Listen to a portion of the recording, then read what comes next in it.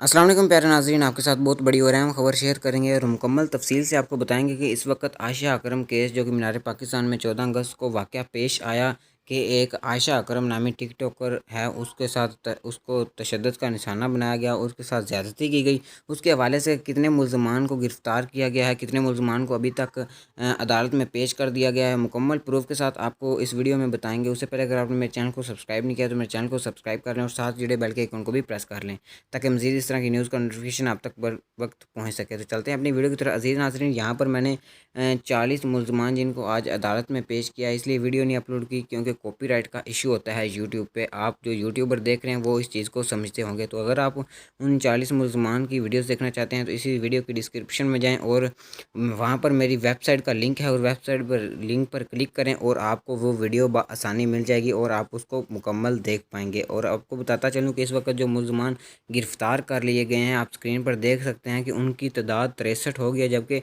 अभी अभी 36 मुल्ज़मान को गिरफ़्तार किया गया है और 5 मुल्ज़मान को रैम्बो जो इस लड़की का दोस्त था उसके कहने पर 5 मुल्ज़मान को अभी गिरफ़्तार किया गया है। पुलिस ने लाहौर से ये मुल्ज़मान गिरफ़्तार कर लिए हैं।